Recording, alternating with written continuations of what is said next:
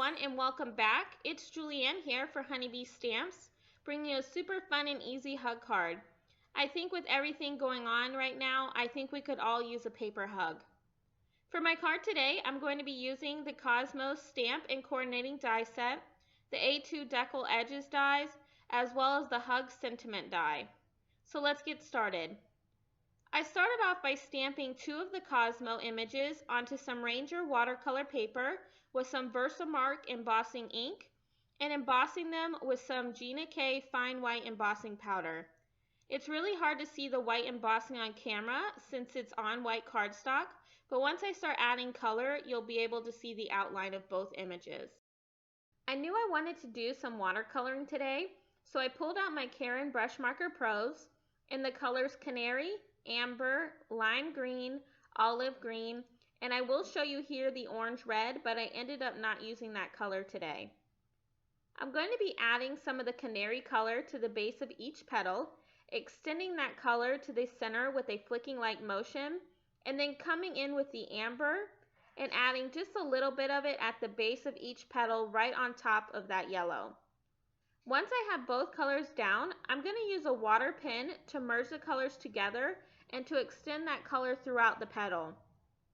I'm going to do a few petals on camera, and then I'm just going to skip ahead since I did do the same process to each petal of the flowers.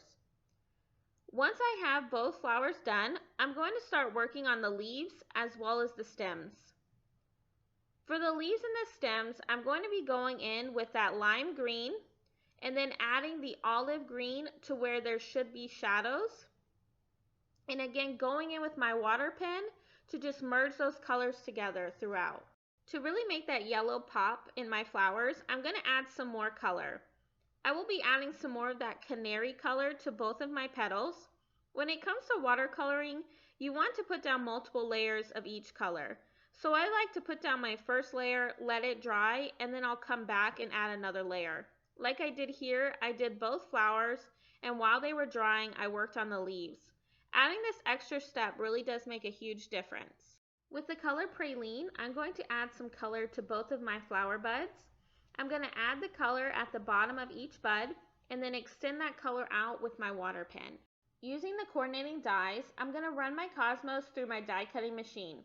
You can see here how bright and vibrant they are with that additional layer of color. Now I'm going to start working on my backgrounds. Off camera, I used one of the A2 Decal Edge dies to cut down some navy blue cardstock, and now I'm going to splatter both cardstocks with some Perfect Pearls in the color gold. And I'm just going to mix those Perfect Pearls with some water onto some of my leftover stamp packaging, and now I'm just going to tap the end of my paintbrush with my finger to add that splattered look throughout. For my sentiment today, I die cut some black as well as some mirror gold cardstock with my Hug Sentiment die.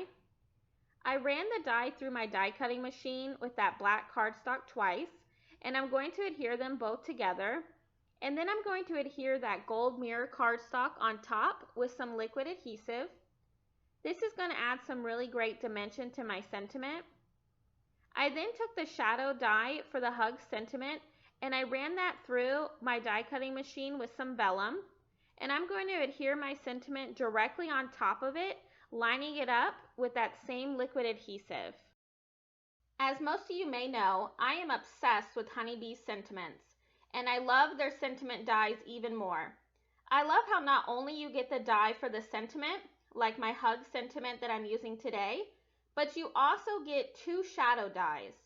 I'm only going to be using one of the shadow dies in my video today, but the die set does have 3 dies in total. With my sentiment done, I'm going to go back to working on my background. With the Perfect Pearls now dry, I decided that I wanted to add some more gold touches to my card. So I cut down some strips from that same gold mirror cardstock, and I'm just going to be adhering them directly to my background using some liquid adhesive.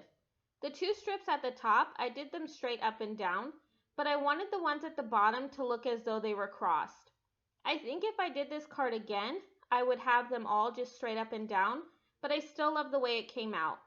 Using my scissors, I'm going to cut off any excess that's hanging over my card, and I'm just going to be adhering my navy cardstock down with some foam adhesive, right on top of those strips to give my card some more dimension.